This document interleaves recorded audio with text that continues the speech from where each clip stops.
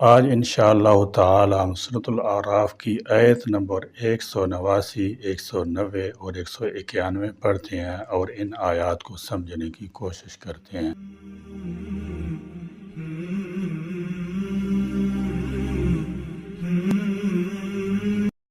اعوذ باللہ من الشیطان الرجیم، بسم اللہ الرحمن الرحیم۔ والذی خلقکم من نفس واحدۃ وجعل منها زوجها لیسکن الیہا فلما تغشاها حملت حملا خفیفا فمرت به فلما أثقلت دعوا الله ربهما لئن آتيتنا صالحا لنكونن من الشاكرين فلما آتاهما صالحا جعلا له شركاء فيما آتاهما فتعالى الله عما يشركون وَيُشْرِكُونَ مَا لَا يَخْلُقُ شَيْئًا وَهُمْ يُخْلَقُونَ۔ ہوا وہی ہے اللہ الذی جس نے خلقکم تمہیں پیدا کیا من نفس واحدۃ ایک جان سے، خلقکم من نفس واحدۃ یعنی پوری نوع انسانی آدم علیہ السلام کی نسل سے ہے، ابتدا یعنی حضرت آدم علیہ السلام سے، اس لیے ان کو انسان اول اور ابو البشر کہا جاتا ہے۔ رسول اللہ صلی اللہ تعالی علیہ وسلم نے فرمایا قیامت کے دن لوگ آدم کے پاس جائیں گے اور کہیں گے اے آدم آپ انسانوں کے باپ ہیں، آپ کو اللہ تعالیٰ نے اپنے ہاتھوں سے بنایا، وَجَعَلَ اور اس نے بنایا منہا اس سے زوجہا اس کا جوڑا، وَجَعَلَ مِنْهَا زَوْجَهَا سے وہی جان یعنی حضرت آدم علیہ السلام مراد ہیں، یعنی آدم علیہ السلام سے ان کی زوج بیوی حضرت حوا علیہ السلام کو پیدا کیا۔ حضرت حوا علیہ السلام حضرت آدم علیہ السلام سے کس طرح پیدا ہوئیں اس میں اختلاف ہے۔ حضرت ابن عباس رضی اللہ تعالی عنہ سے قول مروی ہے کہ حضرت حوا مرد یعنی آدم علیہ السلام سے پیدا ہوئیں، یعنی ان کی بائیں پسلی سے۔ ایک حدیث میں کہا گیا ہے ان المرأة خلقت من ضلع اعوج وان اعوج شیء فی الضلع اعلاه، کہ عورت پسلی سے پیدا کی گئی ہے اور پسلی میں سب سے ٹیڑھا حصہ اس کا بلائی حصہ ہے، اگر تو اسے سیدھا کرنا چاہے تو توڑ بیٹھے گا اور اگر تو اس سے فائدہ اٹھانا چاہے تو کجی کے ساتھ ہی فائدہ اٹھا سکتا ہے۔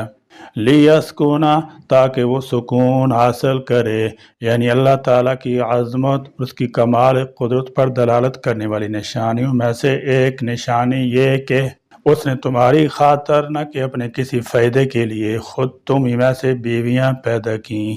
تاکہ تم ان کی طرف جا کر سکون حاصل کرو۔ ساکنہ عندہ کا معنی جسمانی طور پر کسی پاس جا کر رہنا، ساکنہ الیہ قلبی اور روحانی طور پر کسی کے پاس رہ سکون پانا، الیہا اس سے، فلما پھر جب تغشاہا اس نے صحبت کی اس بیوی سے، فلما تغشاہا یعنی یہ نسل انسانی اس طرح بڑی اور آگے چل کر جب ان میں سے ایک زوج یعنی میاں بیوی نے ایک دوسرے سے قربت کی، تغشاہا کہ میں نے بیوی سے ہم بستری کرنا ہے یعنی وطی کرنے کے لیے ڈھانپا، جس مقصد کے لیے قرآن مجید نے یہ الفاظ استعمال فرمائے ہیں۔ حقیقت یہ ہے کہ ان سے بڑھ کر ادب، حیا، پردے اور پاکیزگی کے ساتھ وہ مطلب ادا کرتے ہیں اور ان الفاظ کے علاوہ کوئی لفظ ملنا مشکل ہے۔ صالحاً یعنی صحیح سالم بچہ جس میں کوئی جسمانی نقص نہ ہو، حاملت تو اٹھایا اس نے، حملاً حمل، خفیفاً ہلکا سا، یعنی حمل کے ابتدائی ایام میں حتیٰ کہ نطفے سے علاقتن اور علاقتن سے مضغتن بنتے تک حمل خفیف ہی رہتا ہے، محسوس بھی نہیں ہوتا اور عورت کو زیادہ گرانی بھی نہیں ہوتی۔ فمرت تو وہ لیے پھرتی رہی بھی اس کو، فلما پھر جب اسقلت وہ بوجھل ہو گئی، دعوا اللہ دونوں نے دعا کی اللہ سے۔ بوجھل ہو جانے سے مراد جب بچہ پیٹ میں بڑا ہو جاتا ہے تو جوں جوں ولادت کا وقت قریب آتا جاتا ہے، والدین کے دل میں خطرات اور توہمات پیدا ہوتے جاتے ہیں۔ بالخصوص جب عورت کو 18 کی بیماری ہو تو انسانی فطرت ہے کہ خطرات میں وہ اللہ کی طرف رجوع کرتا ہے۔ وہ دونوں اللہ سے دعائیں کرتے ہیں اور شکر گزاری کا عہد کرتے ہیں۔ ربہما جو رب ہے ان دونوں کا، لئن کہ اگر آتیتنا تو نے ہمیں دیا صالحاً صحیح سلامت بچہ، لنکونن البتہ ہم ضرور ہو جائیں گے، من الشاکرین شکر کرنے والوں میں سے۔ یہ اللہ تعالیٰ کی ایک عظیم نشانی ہے کہ ہمارے والد ماجد حضرت آدم علیہ السلام کو جنت میں رہ کر بھی جہاں ہر نعمت موجود تھی، سکون اسی وقت حاصل ہوا جب اللہ تعالیٰ نے خود ان کی ذات سے ان کی بیوی اور ہماری ماں حوا علیہ السلام کو پیدا فرمایا، اور جیسا کہ فرمایا والذی خلقکم من نفس واحدہ وجعل منہا زوجہا لیسکن الیہا، وہی ہے جس نے تم ایک جان سے پیدا کیا اور اس سے اس کا جوڑا بنایا تاکہ وہ اس کی طرف جا کر سکون حاصل کرے۔ حضرت آدم علیہ السلام کے بعد ان کی اولاد کے سکون کے لیے مردوں اور عورتوں کو ایک دوسرے کے جوڑے بنا دیا۔ یہ اس کی قدرت کا کمال ہے کہ مردوں اور عورتوں کی پیدائش ہمیشہ اس اعتدال اور توازن سے رہی ہے کہ ان کی باہمی زوجیت کی ضرورت پوری ہوتی رہتی ہے۔ کبھی ایسا نہیں ہوا کہ مرد اتنے زیادہ ہو جائیں کہ انہیں بیوی نہ مل سکے، یا عورتیں اتنی بڑھ جائیں کہ انہیں خاوند نہ مل سکے۔ اور یہ بھی اس کی حکمت ہے کہ مرد کو عورت اور عورت کو مرد کے پاس ہی جا کر سکون حاصل ہو سکتا ہے۔ اس لیے اللہ تعالیٰ نے خود انسانوں میں سے ان کے جوڑے پیدا فرمائے۔ معلوم ہوا وہ تمام کہانیاں یکسر افسانے ہیں جن میں انسانوں اور جنوں کے درمیان زوجیت اور توالد تناسل کا ذکر ہے، اور یہ بھی معلوم ہوا کہ وہ راہب اور جوگی جو انسانی فطرت سے جنگ کر کے عورتوں سے قطع تعلق کے ساتھ سکون تلاش کرتے رہے یا کر رہے ہیں، سخت دھوکے میں پڑے ہوئے ہیں، کیونکہ فطرت سے جنگ کا انجام ہمیشہ شکست ہوتا ہے۔ جس طرح بھوک کے وقت کھانا اللہ تعالیٰ سے تعلق کی یا راہ میں رکاوٹ نہیں ہے بلکہ انسان کی زندگی کی ایک بنیادی ضرورت ہے، اسی طرح شادی اللہ تعالیٰ سے تعلق کی راہ میں رکاوٹ نہیں ہے بلکہ انسان کے لیے سکون کا باعث اور اس کی بنیادی ضرورت ہے۔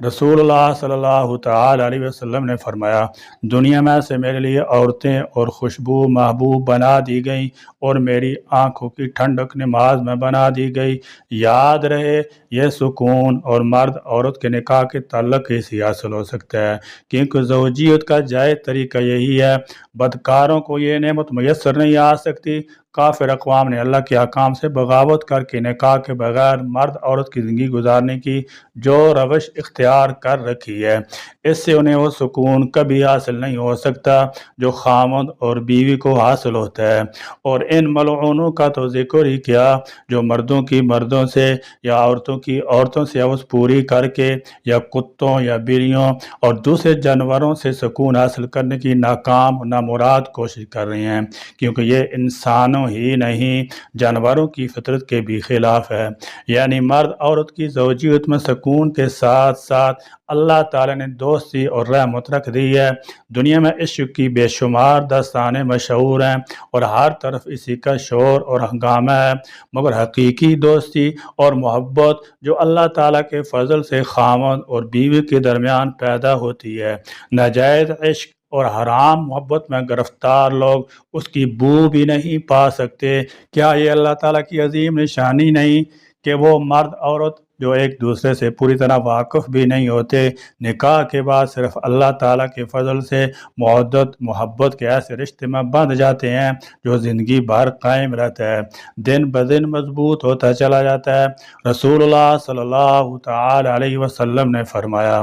ہم نے دو محبت کرنے والوں کی نکاح جیسی چیز نہیں دیکھی۔ اس حدیث کی شرح میں ملا علی قاری لکھتے ہیں، یعنی جب عورت اور مرد کو ایک دوسرے سے محبت ہو جائے تو ہم نے ان کے لیے نکاح جیسی کوئی چیز نہیں دیکھی، کیونکہ اس سے محبت میں مزید اضافہ ہوتا ہے، جبکہ زنا کے نتیجے میں محبت کی بجائے عداوت اور بغض پیدا ہوتا ہے۔ فلما، تو جب آتاہما، اس اللہ نے دیا انہیں صالحاً، تندرست بچہ، جعلا، تو ان دونوں نے بنا لیے لہو، اس اللہ کے، شرکاء، شریک، فیما، اس میں جو، آتاہما، اس نے انہیں دیا تھا، فتعالی، پس بلند تر ہے، اللہ اما، اس سے جو، یشرکون، وہ شریک ٹھہراتے ہیں۔ ترمذی میں ایک روایت آتی ہے کہ آدم حوا علیہ السلام کے ہاں جو بچے پیدا ہوتے وہ مر جاتے تھے کیونکہ وہ کمزور الخلقت ہوتے تھے۔ ایک دفعہ جب سیدہ حوا علیہ السلام کو حمل ہوا تو آدم حوا علیہ السلام دونوں نے اللہ تعالیٰ سے دعا کی کہ اگر تندرست بچہ پیدا ہوا تو ہم اللہ کے شکر گزار ہوں گے۔ اسی دوران شیطان نے حوا علیہ السلام کو پٹی پڑھائی کہ اگر وہ اس ہونے والے بچے کا نام عبد الحارث رکھیں تو ان کا بچہ یقیناً تندرست ہوگا اور زندہ رہے گا۔ حارث دراصل ابلیس کا نام تھا اور جن دنوں وہ فرشتوں میں ملا ہوا تھا اسی نام سے پکارا جاتا تھا۔ چنانچہ حوا علیہ السلام نے شیطان سے اس بات کا وعدہ کر لیا اور سیدنا آدم علیہ السلام کو بھی اس بات پر راضی کر لیا۔ اس روایت کو حافظ ابن کثیر نے 3 وجہ سے معلول قرار دیا ہے، اور حقیقت یہ ہے کہ یہ سارا قصہ اسرائیلیات سے ماخذ ہے۔ نیز قرآن ہی کے الفاظ یہ قصہ کئی وجوہ سے باطل قرار پاتا ہے، اور وہ یہ ہیں: نمبر 1، جعل لہ شرکاء سے معلوم ہوتا ہے کہ اللہ کا شریک صرف ایک شیطان ہی نہیں بنایا گیا بلکہ یہ شریک ایک جماعت یا کم از کم 2 سے زیادہ ہیں۔ نمبر 2، اما یشرکون سے بھی معلوم ہوتا ہے کہ شرک کرنے والے 2 آدم حوا علیہ السلام نہ تھے بلکہ یہ بھی ایک جماعت ہے۔ نمبر 3، اگر شیطان کو ہی شریک بنایا تھا تو اس کے لیے من آنا چاہیے تھا جو ذوی العقول کے لیے آتا ہے، حالانکہ یہاں ما لا یخلق کے الفاظ ہیں۔ نمبر 4، اللہ تعالیٰ نے آدم علیہ السلام کو سب نام سکھلا دیے تھے، اگر ابلیس یا شیطان کا کوئی نام حارث بھی ہوتا تو آپ کو ضرور معلوم ہونا چاہیے تھا، کیونکہ اسی سے تو براہ آپ علیہ السلام کی دشمنی ٹھن گئی تھی۔ علاوہ ازیں کسی بھی سن صحیح سے یہ معلوم نہیں ہو سکا کہ سیدنا آدم علیہ السلام کے کسی بیٹے کا نام عبد الحارث بھی تھا۔ اس آیت کے مخاطب دراصل مشرکین مکہ ہیں۔ ابتدا میں سیدنا آدم حوا علیہ السلام کا ذکر ضرور ہے، مگر بعد میں روئے سخن دور نبوی کے مشرکین کی طرف مڑ گیا ہے، جن کی عادت یہ تھی کہ جب بچہ پیٹ میں ہوتا تو اس کی سلامتی اور تندرست صحیح سالم بچہ پیدا ہونے کے لیے اللہ تعالیٰ ہی سے دعائیں کیا کرتے تھے، لیکن جب صحیح سالم بچہ پیدا ہو جاتا تو اللہ تعالیٰ کے اس عطیے میں دوسروں کو بھی شکریہ کا حصہ دار ٹھہرا لیتے تھے اور ان کے نام ایسے ہی رکھ دیتے تھے جن میں شرک پایا جاتا تھا، مثلا عبد الشمس، عبد العزیٰ، عبد مناف وغیرہ، اور نظر نیازیں بھی اپنی دیوی دیوتوں کے استانوں پر چڑھایا کرتے تھے۔ یہ حالت تو دور نبوی کی مشرکین کی تھی، مگر آج کے دور کے مشرکین جو خود مسلمان ہونے کا دعویٰ کرتے ہیں ان مشرکوں سے 4 ہاتھ آگے نکل گئے ہیں۔ یہ اولاد بھی غیروں سے مانگتے ہیں، حمل کے دوران منتے بھی غیروں کے نام ہی کی مانتے ہیں، اور بچہ پیدا ہونے کے بعد نیاز بھی انہی کے استانوں پر جا کر انہی کے نام پر دیتے ہیں، اور نام بھی مشرکانہ رکھتے ہیں جیسے پیراں دتا، پیراں بخش وغیرہ۔ پھر بھی یہ معاہد کے معاہد اور مسلمان کے مسلمان ہی رہتے ہیں۔ ایشرکون، کیا وہ شریک ٹھہراتے ہیں، ما، ان کو جو، لا یخلق، نہیں وہ پیدا کر سکتے، شیئن، کچھ بھی۔ شریک قرار دینے سے مراد یا تو بچے کا نام ایسا رکھنا ہے، مثلا امام بخش، پیراں دیتا، عبد شمس، بندہ علی وغیرہ، جس سے یہ اظہار ہوتا ہو کہ یہ بچہ فلاں بزرگ، فلاں پیر کی نعوذ باللہ نظر کرم کا نتیجہ ہے، یا پھر اپنے اس عقیدے کا اظہار کرے کہ ہم فلاں بزرگ یا فلاں قبر پر گئے تھے جس کے نتیجے میں یہ بچہ پیدا ہوا ہے،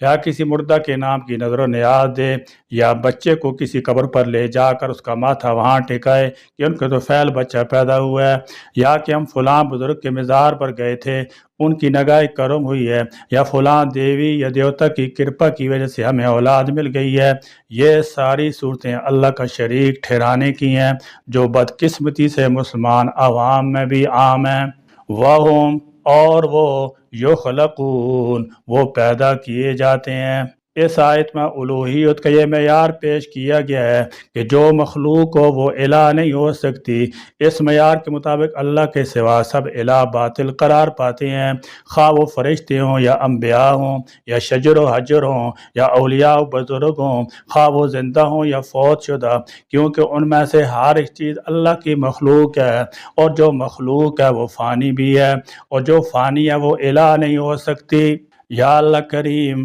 ہم کو صحیح توحید نصیب فرما، جس کا مطالبہ قرآن پاک کرتا ہے، شرک کی تمام رسموں برائیوں سے باتوں سے ہمیں محفوظ فرما، اور اپنی شب و روز کی نعمتوں کا ہم کو شکر گزار بندہ بنا کر زندہ رکھ۔ آمین۔ وآخر دعوانا الحمدللہ رب العالمین۔